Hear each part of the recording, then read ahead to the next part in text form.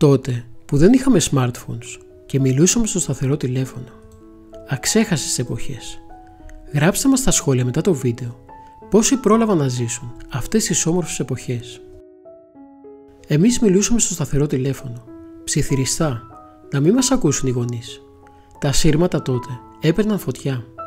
Στρίβαμε το καλώδιο γύρω από το δάχτυλό μας από την αγωνία όταν μιλούσαμε με το κορίτσι που μας άρεσε.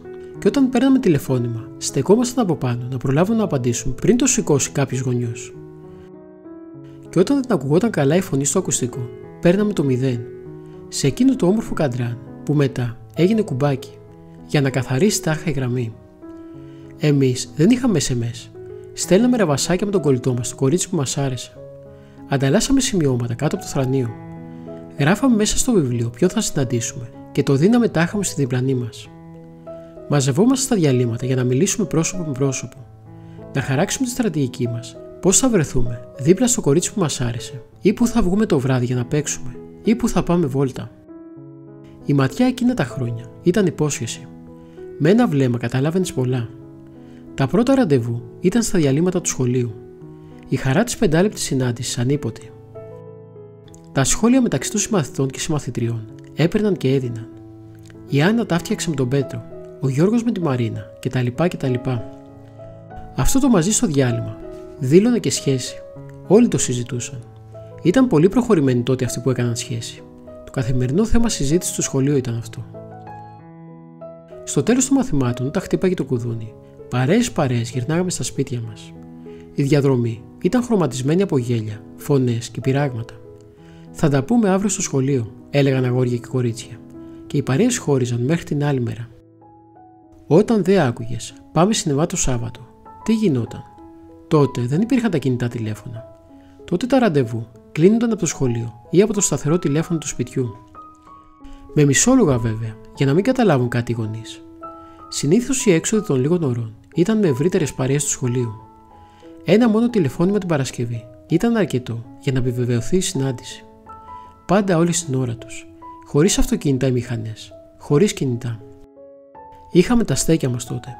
Ξέραμε που θα βρίσκαμε την παρέα μας στις διακοπές των Χριστουγέννων, του Πάσχα και στις αργίες. Δεν χρειαζόταν καν να επικοινωνήσουμε. Τα αγαπημένα μας στέκια, όχι τίποτα ουάου, αλλά για μας ήταν τα καλύτερα.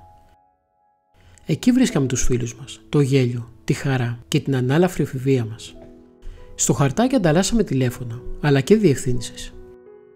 Οι διευθύνσεις ήταν πολύ χρήσιμες στην εποχή εκείνη, γιατί η παρέα ερχόταν τις περισσότερες φορές από το σπίτι να σε πάρει να βγεις. Οι γονείς έπρεπε να γνωρίζουν τα παιδιά της παρέας. Δεν πίναμε, χορεύαμε όμως. Χορεύαμε μέχρι τελικής πτώσεως. Είχαμε και τα πάρτι στα σπίτια. Άρχισαν στις 9 το βράδυ και κατά τη 1 τελείωναν. Κάποιος έκανε Hey DJ και ο χορός δεν σταμάταγε. Τα blues της εποχής έπαιζαν στα pick-up. Χαμήλωνε τα φώτα του σαλονιού και τα ζευγαράκια χόρευαν σεμνά και τρυφερά. Τότε αυτά ήταν το φτερούγισμα του στομαχιού. Τα ραβασάκια και τα στέκια. Το άγγιγμα του χεριού και η προσμονή της συνάντησης στο διάλειμμα. Αλλά και τα πάρτι. Τώρα είναι τα κινητά, το Instagram και το Facebook. Από μακριά, όχι πρόσωπο με πρόσωπο. Το φλερτ εξαντλήθηκε στο SMS και στο inbox. Οι ματιές που πετούσαν φλόγες αντικαταστάθηκαν από το πληκτρολόγιο.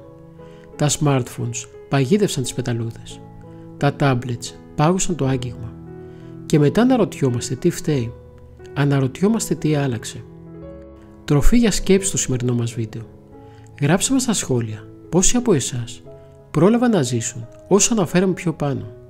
Και αν σας λείπουν αυτές οι όμορφες στιγμές που έμειναν χαραγμένες στα παιδικά μας χρόνια.